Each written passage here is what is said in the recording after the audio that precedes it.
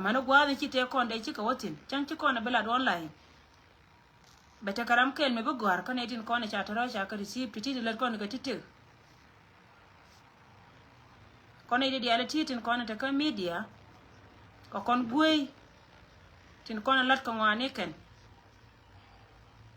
luno go kon chana ta ka emergency contribution yesterday ka chen no re dia tin kon te jena ne chiang mana daba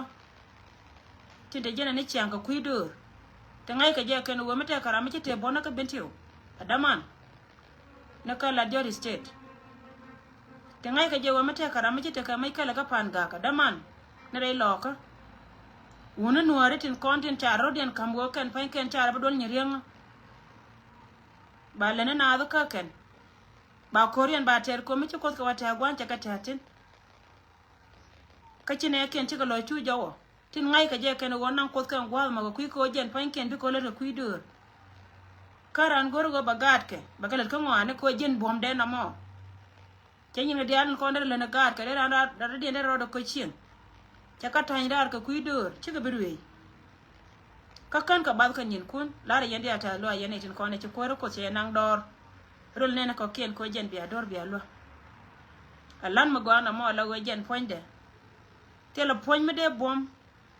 me tele me chalatin ala ring chonga je tet kana ide ko ne te pinche ko ne chonga ringa ken chiga tel chaka ma yara manana te ka bom mun lo yene tin ko ne la den tame chwara rodun ga yo chi yene jikur ka chwaro gai go chia par kan ne ko ta ka pron line ka kan ne tin nyam ko kan ne ko ne ja yen chwa ka buma ka kan ne tin nyam ko kan ne ko na mo yana ka wal kan ne tin nyam ko kan ne tin kon tin gu yen to dien amana to tin ko ne jel ka ke no wolle yen ne tin kon ta ka pron line long ko wo me tele yen ti pan ken de bum ade do ala nan nakane don kon ka gat kon ka chow kon de to ken ka kui ka me chia ka wona te gambara la dortin te la de lon kan e dial ko la correspond ka loñ me bor ala nu wartin kal kala ko no ngot tel tuk duel ne tin kal kala ko no la rana ngai go mi raj ka to ga me raj ka ngame randa du ko ro ko be yegui ka be yagam ka be chop ka men gor yene ta ka ri to do gora ba put down gwa me bidi ne roi ka te ko na ba no rar ka chaptin chapke ka planeta ko na latke ko kon to ko re kur mite ka mi chana la liang ne ka ne ko na la no ko kon tu ken chana je biya ba nong ne kon ka ba mat ke chet ka mangai kon dia le gwan go ken pan ken ngai ka malatke dum no go kon ne ko na to gwan tri to kon tin ka lin kon ka te ka ma no kon rai ka kon bana la bana ka la lone ba barar ka luok en go te kon ba la de tame ka plan ni te terei bare nyo kamaro ajaba kay chombo ko gat especially gat kel me cha mention pa na dung din media te kay chombo go ba madje as a chim ko gogan poinda malaro ajame gwa me ta me te karin mo go me cha no rar me dan ram kel to we me te ka mi je malat ka dorun jiramo ka ti ka media lor ga doru lor ye dor ko jen bi lwe ka duoma bangai ne je wo chien ye ne te di tim ne nyin chien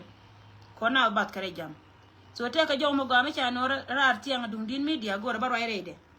kami dine jena long ka te ne ka keno kono go ba roi tin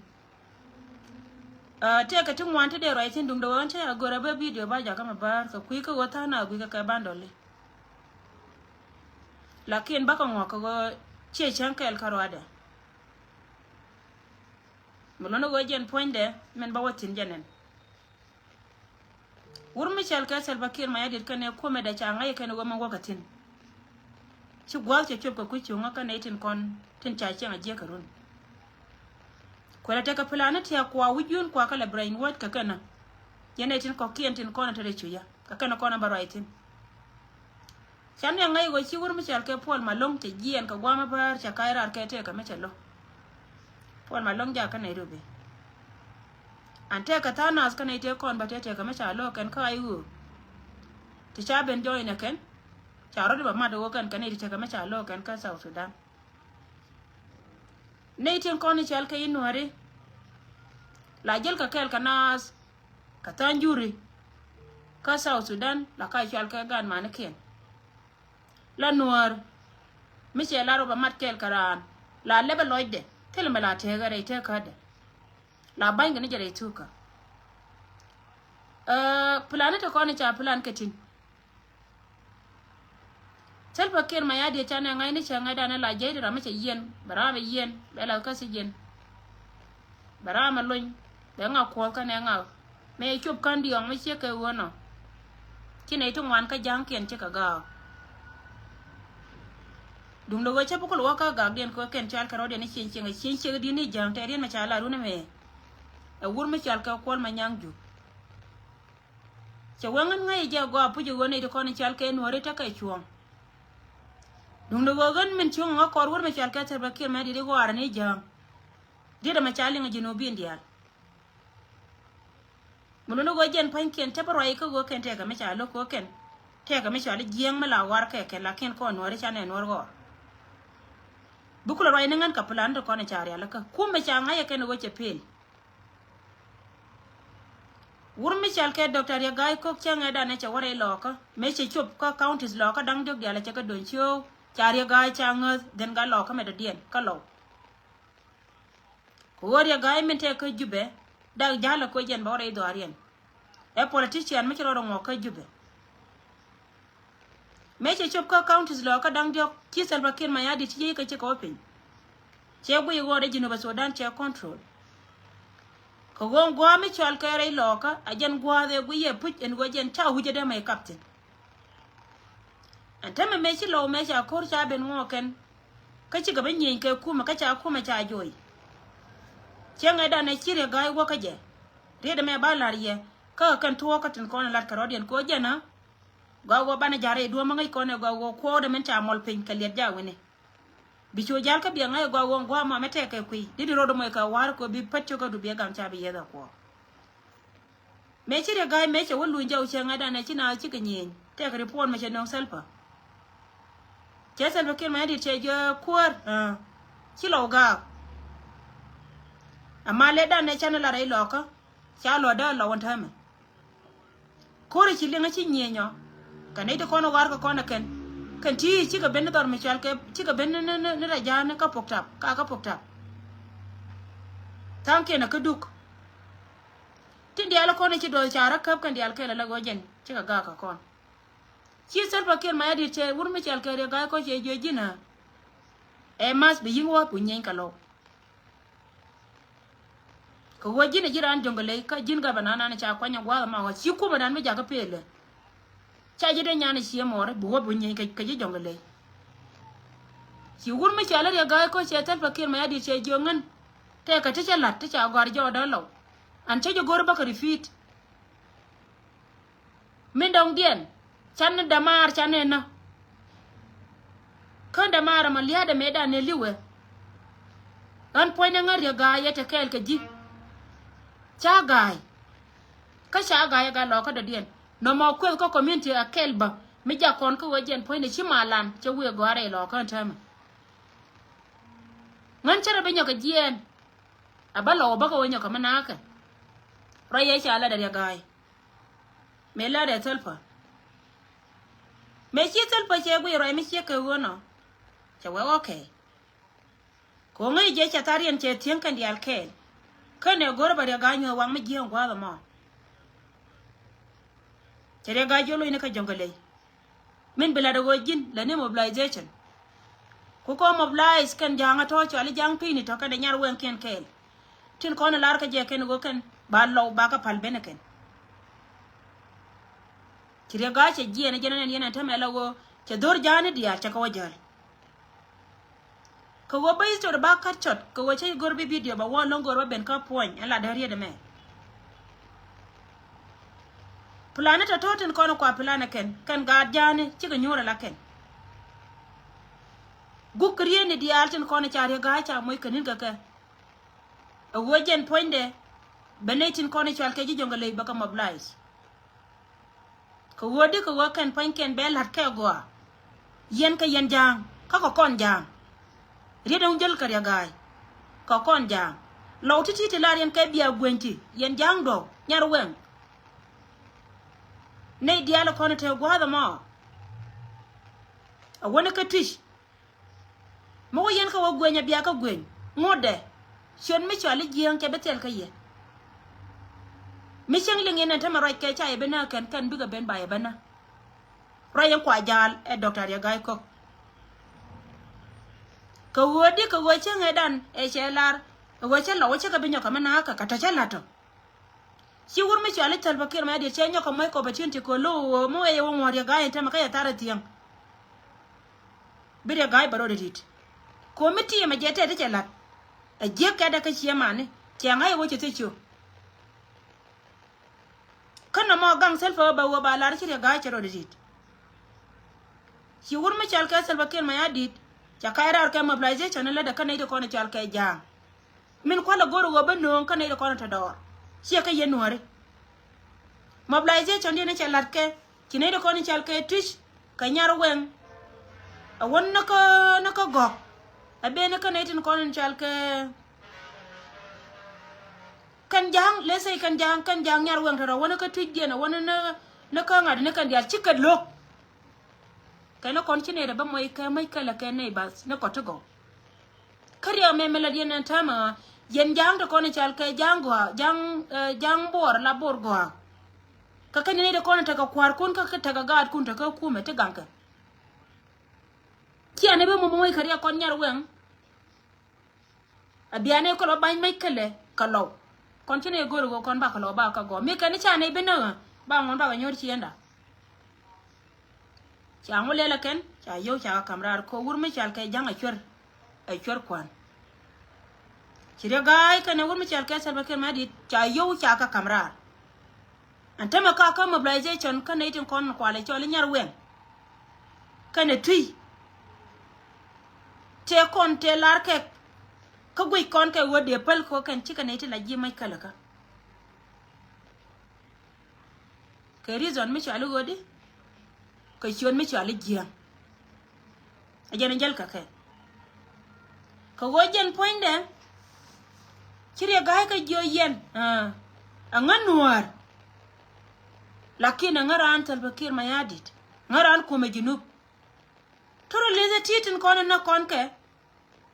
kaneti loke ku me ken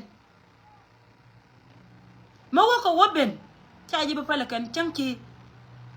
changa jine jirande ne bika gui ganga chion mi chwali jiang again mobilization dia ngel ka ka ne de kono cha kwan bo on plan da dien jenen me chi ka nyor kan ga jano ko kan cha jo gor ba ta ka jang ma ba lar no jen point de gor je lar ka je go je ni janga me cha na cha kana tan gor ko go ma wana wala chen ke le cha na ba janga kwan ke la number 2 lakini number 1 na no bala no chi ka bagui cha wo ka kon mo ko ya ga enta me mo ko wanya ala wo jen poinde chene tin kon ta gwa ma cha ka luang anga ma banda ben nyoka man kon ka ga tin kon chal ke ga loka cha te ka ne kende cha select ken ne ken to cha select cha re den cha ka gui me chi ka nyur tin ba kan jang ka ga jana bor pila jang bar kadal te tere we ka jube chikana lari yen cha kwor bi nyokam nuar ko na me tame jojo wo ka nuar dia tem tere dia ma chire ga lo ka jebe lo ba kana o ka te da mara da den ba ka lo che ba no ne titi tin ko na chan select mu da me de ne no ne gan me la gat janga cha ngere ken en wo de wur me chal kay jong riak che ko chole jong riak wala jogriak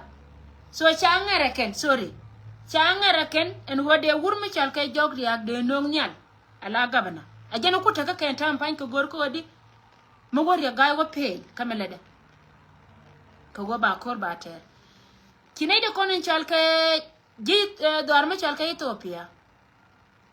Minister of Foreign Affairs che benre wika South Sudan che wurmi chal kay salba kir mayadi che ben jojin salba kir mayadi we dun men be to tin time beleni te kono ikon to jo ngan ma gore me be kanga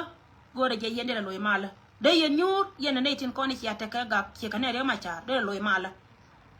de tin di artin kon tin la dien ka de kala re mala si korne tel bakir mayadi kala neka chika biate la machari de kan la woken chika lo mun wajen cha kor cha ngo men ko ben nganta makan ka plan and wuri chale thank you so much dear brother Roy thank you wuri chale jogriak ajara manana tetina tame chicken plan nyoka kanne ko kan be ka waka Paul Malong ba no ko wajen point be no korde ni medine be korbi abater ko wobe jido arian diatin kon ni chinyur to ko te kane kenen yana to like media ni ilar kene chika te ka Michael ka selo ke mayadi riudian diaton wana ken min gorke ken gonno bi ne ken luinka power mo wone ken luinka power ngode la wakan dial kane tin dial kono ken chiga bi ka ba matke tanken takarar chi ka meten Paul Malong kero da mat ka garo konto ka ken medan kana boy rol nyang ni mete ka kel kana boy rol nyang atane na korar ko ba ko we te ka me cha lo ka South Sudan ban ngode ta loy da ka jiya lat ka jen teme kane tin dial kono chal ka ji jane gieng ne wote ka plan mi apin mi ala kana e Salva Kiir mayadi ka nyaade na adut ka wur mi chal ka Paul Malong kwatiri ko kale nong ye kale bwangdun ye nuari wo bia ngai gon go chon mi chal ka jieng ka chiema no kon ne din chal ka jang chon mi chal ka jieng e very important ka ke buno go jen point ka ne ti dial titin kono tarara wona kan nyal deng nyal te konde ci ga ke won mi chal ka Salva Kiir mayadi te la ran ka ke mitany war gaga nan ka tode riudien dial to ngana kan da kan rodien ko wojen mo wete ka mo to ka ku me dien me ci pele bara wo gan ku ina na ta kamal ko ken run batemba je appel ke lew karoina na lar ke ji jani giemni min go ro bakule nongje yene tin dial kontili appel ke lew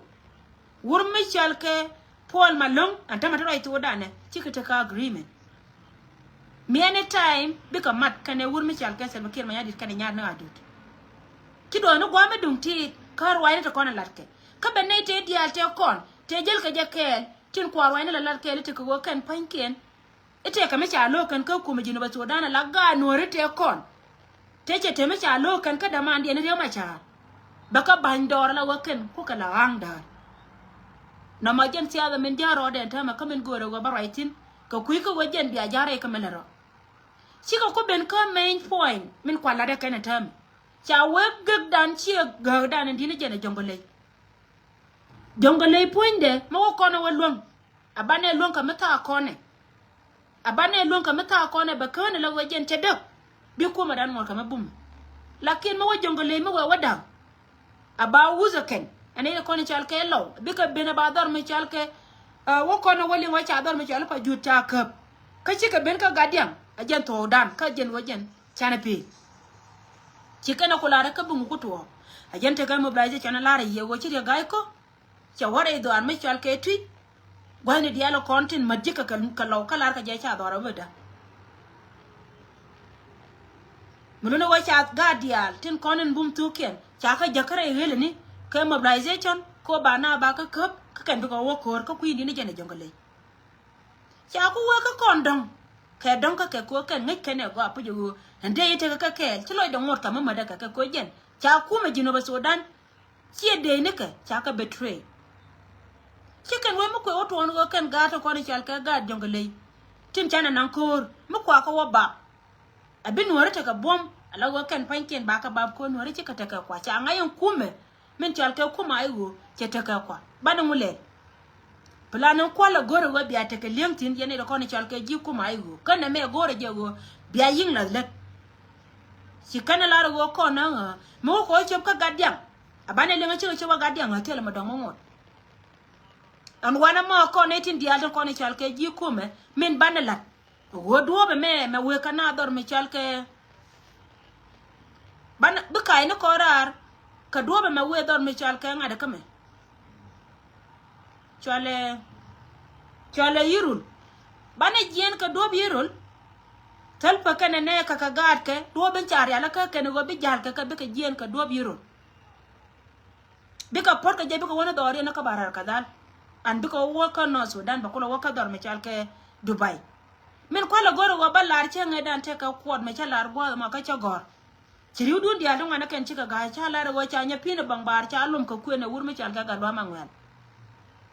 reason ne la rarien mi chi ko no ka yene diala to cha gor na chi ale ngo cha nya pin bang bar cha lo ngokwen kan ti ka jimara nya pin kan ga lo ma ngwel kan ka jimara milono wote la ne te mate la ko ndung do go mi chi na chi ka da cha cha cha put del to wo de ra cha ma ka le a jar reason ne da ne no ngakwo da marar ka je ka yene te ko ne chi na mo chi arit antama kan mar to ko to ka juba kan chi ka da chi ka pot Muno wakan di alpain ken tuam ko joken kwa jawo me kwa la netin ko en chal ke jidop especially sheka nyon gandul en go do ba mo ma chal ke do do ari ne cha kula ngere ken ka cha lat ko bi ka pot ka je nga ba je go apu won jongale baba ko wo ko na nan tar ke te me ga yu shi ko ma kan je ka kan kan gwir kan ku yin ana ta ka kwa ajen ku yin te bot bayan dia la lor go yene te ndu mo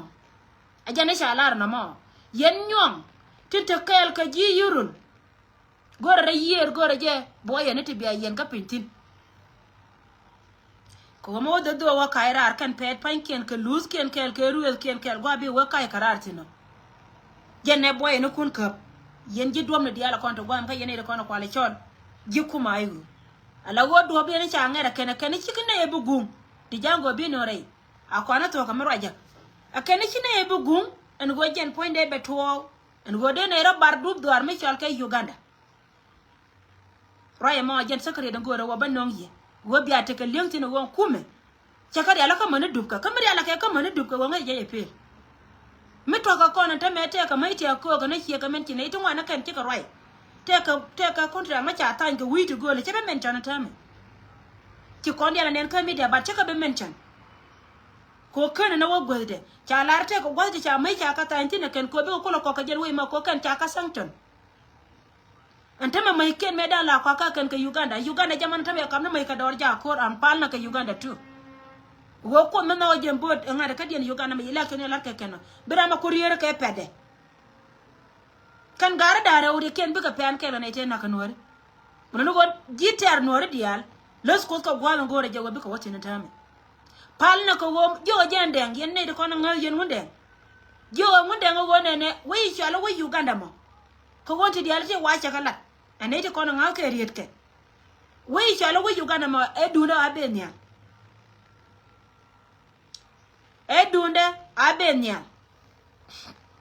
so ngan ba yala laro wo jen plan ne chari ala ka mi sheke wona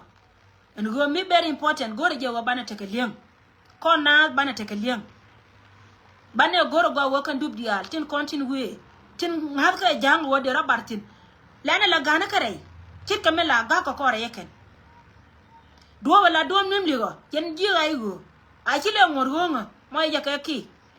ko atabla da ko ya tot ko jen kinai de konen chal ke ji do arme chal ke Uganda anta me chiko tu dorien gawaje kada yen do yiru le me dere goron tame akana ne too late wajen biya yin la ka biya plan biya dalga shi me shi atanga te ko ken cha ka plan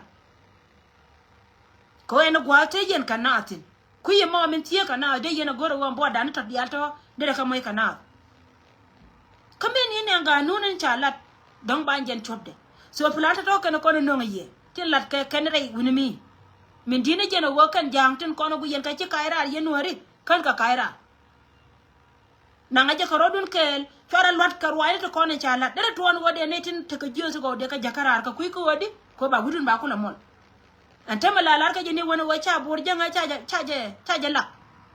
yen ko ya gor biya bor yen biya la antam marna ka ke pika na no na ka poindan dum no ngal na rami ci maide cheri tie mani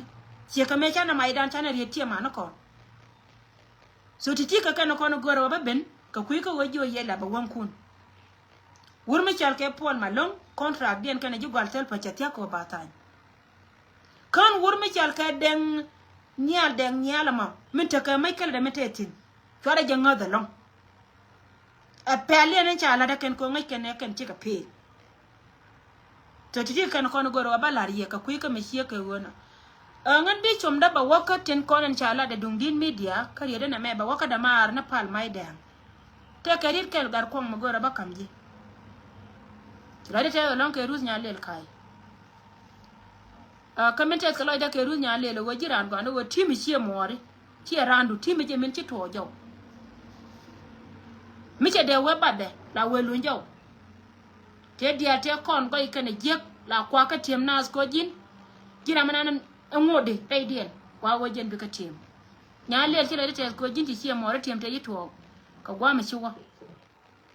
en go mete karame te ka diauna be ngai go go me chi ko na medan kana ne jien jatin yere na me ba ka pal mai dem kar ko bi kamri de me tindi ala ko la kare jam tanken ci ka tuwa ka tanken la ka tuwa dum do go baro e ke dam terin mi goro balarji te kerin mi chati me nana nyami chal ke nyali el banyo ka malarje ma baro itin kire ma char chana che ka jego biran baro da loina ka baro kama da ko ne wur mi chal ke se bakir ma yadit ngot kan men gor ko na nyam dan kana na tuwa ci kana na chob gode la ra je ri da ma ko kuiko ra men nak bode jana amis ajana ramen nak bode chube kana me ko na me bartare ko ngai je gwa wajen mi jira mi chiro de je wo jinra me bela chen te ka tun wan tala to kaji ai da biliu sie bi chen en gori wo bi no na bi no ngai je ba wala te ka gan mi la da bre gandi ala ko ni ci dab jinra atare den ka gan mi chur mi ci boy lon ka rot ka gan mi lon bol ka rot wur mi chal ke de ma cha te meta loy da ka je Ogorio ma char ma kiran cha weje ko or cha ja langa rido ni cha la langa na wo ngai je wo do bana na jela tin ngoda kama bare la gore je bido ni ra ma chi no puje wo be bo beru ko jin ma gore je wo jin bran bi sien bi no reinas la ya iro do la jin kiran cha ja je ko mu ci jien ko ramo ka cha la te ka ter karama ci jien ko jen poinde do banana gelatin ngai je ga wo chapot ka wur mi chal kare ma char chara ko kwai te be pis rai dunian ga nuari titi rai den jin pal de ma char chakon pil nas ko nuari ti der to urun yen ga tin content pis kare ma char de tem de yen la ti rai den jin pal kwai da temdi da me gar ko ngawon ga da kona ne tamati te ko ne chabul ka ga to duelu ka kan choku ga ta kona ne ka media wana ma ka ga to duelu en go mete ka melat kare jam ka dong da wajo ay go chungu kui mi je poda karama kan kuara kan de betray poda karama wo chuang ko gura matereyo ko tijin kayen ga da kone cha peace e wuro me ko go yen biya te kan ti dialati di si alati ka ti biya jerun podo karame kan kuara kan je betray malajel na da biran jal kel kan shegde mela yen ka waya nen telaran mara de nei dara otilat kel ka company kel ti mar cha ka nawa go ba kume ci go de tindi ala ko la nyin manada ma ci organization ma ci company na mo ken de kan nan ka wuci dum da go kwar ma taga cien ma go la gor no be ko ra ta kana kwar ma taga cien ma go la no ngone chawda na ban mi ci kwar ta taga cien ma gor je wajen poinde betaka kwa ka ciode la cien kabi chawda bataka kwate benong e checher ka community de makula kum kwore dien yen kane di che kane to la ka chwal ke ka jikwa kala kwore la chega murunu go jen poinde la kwore la chega korno kwor ma go mi chegde bay chab wey baka jaka kum kwore de baka jaka kum kwore chwade titite ka ne tungwan ti cha ka ngaja ken ajana ku ne tungwan ka la jako ta me ken ka pen ray pol kiete kare ray do mi jeo na ta me ray monan ka South Sudan gene ne te mo ray kon ka ne kon dia lo chi tulet ko de raro rit ba ta rit ko di ka ne go ko na ne cha je ken ka jen gwa to de me ko na cha je ken dongo chicken nga je metini ami dini jen an ba jilar choma maga kui ko godi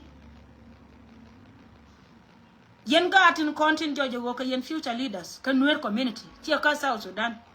chonga kortuka ko chiaro mo bot God couldn't tell me I don't think what God will go upon.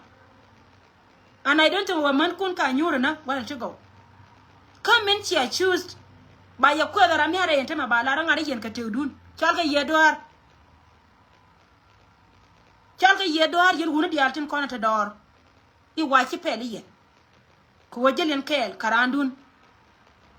Min chiara ko le jakko kod poinde. But jia ka jan gwa dun ti da me gar kon ka be gar kun do jaw lakin gar kun ba university ba gora kan one day mo to wacho dum no ngan ba jin no ba godi mete ka do me de ba bas pal ka ci jare ngwen e ci don lu go jin be chop ka dalot go ma cha chori be yeda ko tin de jo gar gwa le jogdu mete ka do me ci gui pal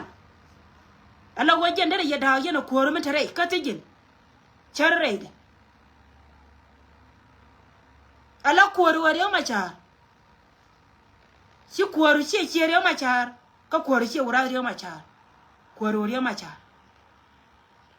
manu me bar rodo de we ka juba me wo ina rodo me ti ka juba tande de ka tejin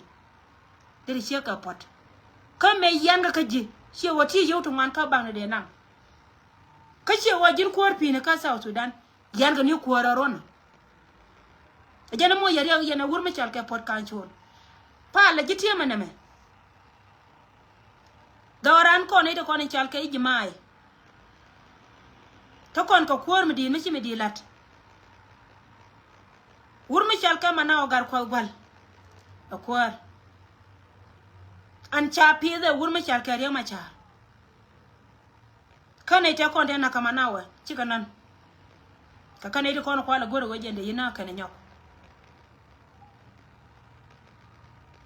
ajan kwanter min na kuwar nuwari so bidir ka bi pen gwa ma pal bitada bi ku gwi time gwa woni de koni cha bule selfa tita wichara tame ne de koni te del wal tin koni te wichara kadi al gad guru mun lu ga mi chungi chu jog di chu jeli ka chu chei chung na dop suka e politika nan chalo go bin jiga pen kon yo ne kon la siasi na yo betene di bichop kamenta nyam te ga ne di bichop kamenta nyam tene ba kum koorden ba po da kan menta nyam non kan ne chop believe you me bi ala nga one day ko bantel kanete di ala to tin kon nan ke nuori amana ne point den koru ne di ma cha mu go barar one day baba nang na gatin ngade so ne diala kon waraken kapel ko gor ne me cham keken ala jibwa tin cha betre ken ta ga benya kama ngada ka te ka gwamian ni amela diana ka be chop so ngan dio ne jiwo mete ka duo me achi guina en hojen bane ko diala kon cha ngada ken ne diala kon cha twas den cha kam jiken ne diala ngai ka je worun tembilet kana ne diala pal ko kuidu na ka mori tilar ka je kan ko di palte shuka jako kan panken bika wapel ke dundu shune ko shuka jako bika pel ke dundu guido bango ka dubdaro da charaga ci ye shukar so na jiyo ne wong na rai luwa daga chal kan ne diala kuwar ka cikan diala ne ka gel yana ka yanji ayu ka ciri dun diala ne riya macha wurnan ce goru kon ce bod ce me ka gan mo bo wo me kel ka je ce kama kwai ne na gar kan chola nan mila da koi ka liang ene din kono la gor ka je gode na jen ko riya macha ka gwa me bena ka kane ne tin go ka kane de ba ngas enwar so jo ne ji go gar kon ne te kono cha bul te kare ya pane pai bok ka gan mor roma chin lianga mite ka dop ken mi jia re du mite ko ne tin gor ka che chu che kel ka gwe do bo ngane jike do bo ngane jike jena goro wa bijaltin ba do bo jik an chiu en ko jike chu wetin kane de ko ne cha gobra am go ambe ka jia tin ko de ga yu ko chine dia lo go ke ne tin ja jia re ga yu ka linya na ko ba ne dia tin go bi ka chonke joni ji gwi ni go jana ba idan ba kam jena pal mai ajan adbai an ba kam jena ma jin brother pal mai an ngai ne gwa kan gat ba lo jina ka dia dol ka pin tun mo warda ba kel ala ne tin bombom da ma te ko re chap ci ko dir gwara bi galam du bi gor ban mete la ko ru chap ci jina ko mo go ramam bum ko ji ay chap du tun mo warda ba kel ko ne cha bul tine ni ti ko to ko social media ka wunu mo ka dol wal ga an cha ka bul ko ta ke dor so jena lara ji bi chom da ba pe ngwa ga mo ka ri da ko na lara da ma ra pal mai dem ka tin lianga ne dia den ko ne ci ko mala ce ka kwanyre inori go ken bi ka wo ka won nyam kala na lat ke ken ajeno go ne jen gora ne tin ko ne lo ko ba yak tin gor ko ba yak ba ene ken re inori ci re South Sudan la liuna ka cina tu duk mutum na cana den wote ka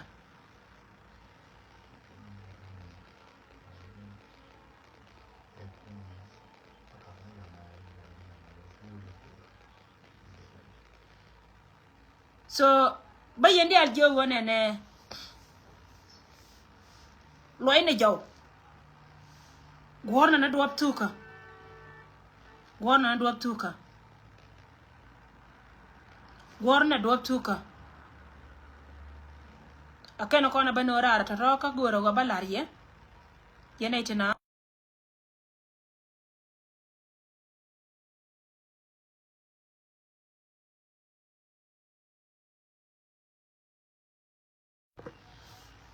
jen nanu gora balar kon baro da gara men dong die no go jen men cha yoni ay wo ma jaken yene bi anang na dwala ken chi wo no chi kana laro wo kon chana ma bi yoda tame rai me cha kon lat chenge dan ka banyo ko loye cha wo kon chana ma bi yoda tame kon ne mobilization lat abi gol kon dial bi karom gwana na cha ta ga dien cha lat na longa dun jongole a wajen ba do be me cha do en wo ka mor leni jika ka tin chi wur me chal ke wun mor leni me da ne chiwo me chiwo nyam wur me chal ke tarpakir ma yadit chena go jen point bana ba ka kap kai ma kam na so roi me cheka wona ta me ja let roi ya lare ye pana je ja tin na ma tunga ma waka ko be pila na me be ben na ke nyirol be pen ka pading kana me be bene ta nyam sing doran ton me chal ke pa jut ngai ko ne woti tin kana me be ben ka ayode chan jen point de ibana ba ko gore ala go jen men che ma che yor ke je chidwa le jen mobilization ka mobilization yen ji ayo tay jena ka biya ngai go wor kan tan kan ka mobilization mi de go apunyin go jen point de yen mete ka yede yen ngal yotin ba go ka yelong kinai to ku dan diok kika ben cha ka nyoka rem ni de te ka pajut ne to ku dan diok kika chop cha ka nyoka rem ni de te ka pajut lar yen dia lar yen de kon to go ma ko ngai plan nan te ka yeke liu go yere de ka jen ja ka tiaga go ni kundia ka wure ko gor ka na da ken bat ne tun wana ken ger kro yen tam titi kana ko na banong ye baro da garar ko ma ta ke tene de woka me yotke jela yenane baro la kap chonto ta do kana ko na be ka ngarar no go plan sorry tene to wa me yot ka ngaka ken so ka kwi ka me sie ka wona kana ko na be ngarar ka jenu kide me ngoda ka meta kod kel gad kon ko na cha mo ka bot ka tin yene te pante ko na ci ben emergency la re ye pan jen kwi ka me sie ko na dungan kon ko jen goda na wa ka mo ka bot tin cha gore de ka kap ngan cha ga yo telephone shawa ba emergency contribution ba lat wana me achima me na lat ke ala pa na je lat ke kalo lat ke je ka tet kwari to kon ko kwar ka US me lat ke je ka tede to kon ko kwar ka Australia me lat ke je ka tede to kon ko kwor ka Europe mala ka jaga tede to kon ko kwor ka Canada mala ka jaga tede bat chika ben ka nga ka ne ko na la jipen sorry tira ma yodo nga kan bayi wa chol sorry changa jo kana go chol contribution na mo ko kui ko go jen point da batin ko na lat ka pes ba ka ngal balat an gore rode lara ye to go jen gore rode kinai te ko na yi chop kinyin ken chika chop ka chika go gwa na wakatin liama ya bayen kwara konte lado go jen chi wo ga la chala dune chana chi la dana me bat jen ke tiyo te kamala yor ka tin ke chien te mala yor ka tin ke chien changa yodo ko ne ti wo bana me balat ka pes ko wajen baka ko ngal wollo bona ta kon timbi dunun ko lo ka ben ko ngoda ba mi chiran chi je ka ne ndi ala ko na chekwen ajen contribution na ke lew